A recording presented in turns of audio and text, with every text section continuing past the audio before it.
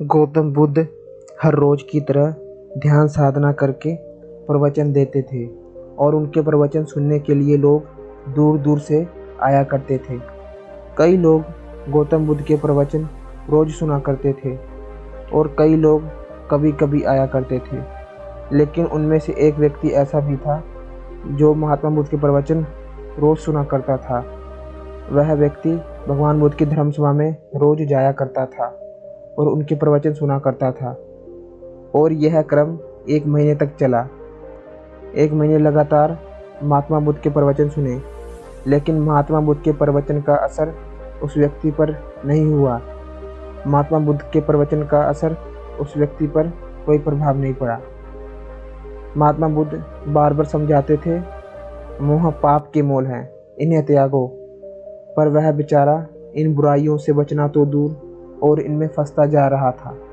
बुद्ध कहते थे, क्रोध करने वाले पर जो क्रोध करता है उसे उसका ही अहित होता है, पर जो क्रोध का जवाब नहीं देता, एक बार वह व्यक्ति युद्ध जीत लेता है।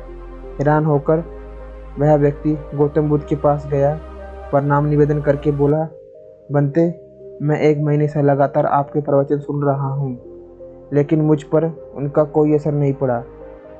बुद्ध ने मुस्कुराकर उसकी ओर देखा और बोले, बताओ तुम कहाँ के रहने वाले हो? गौतम बुद्ध ने फिर पूछा, अच्छा बताओ तुम कहाँ के रहने वाले हो? उस व्यक्ति ने जवाब दिया, मैं त्रावस्ती का रहने वाला हूँ। गौतम बुद्ध ने फिर कहा, त्रावस्ती यहाँ से कितनी दूर है? उस व्यक्ति ने जवाब दिया, आधे घंटे का रास्ता है। गौतम बुद्ध ने फिर कहा, कैसे जाते हो? उस व्यक्ति ने जवाब दिया, मैं सवारी से जाता हूँ। गौतम बुद्ध ने फिर पूछा, कितना समय लगता है? उस व्यक्ति ने अपने हिसाब से बता दिया, इतना समय लगता है। महात्मा बुद्ध ने कहा, ठीक है, यहाँ बैठे बैठे त्रावस्ती पहुँच गए? उस व्यक्ति ने कहा, बुद्ध ऐसा कैसे हो सकता है? वहाँ जाने के लिए तो मुझे चलना पड़ेगा, तब जाकर मैं त्रावस्ती पहुँचूँगा। बुद्ध ने बड़े प्यार से कहा, तुमने सही कहा, चलने पर ही मंजिल पर पहुँचा जा सकता है। अच्छी बातों का असर तभी होता है जब उन पर अमल किया जाए। सिर्फ अच्छी बातें सुनना ही काफ़ी नहीं होता, उन पर अमल करना भी ज़रूरी होता है। उस व्यक्ति ने जवाब दिया, ठीक है बुद्ध, आज के बाद मैं उन बातों पर अमल करूँगा। 1 महीने बाद वह व्यक्ति महात्मा बुद्ध के पास फिर आया और प्रणाम निवेदन करके बोला, बुद्ध, आपके प्रवचन का असर मुझ पर अब हो रहा है।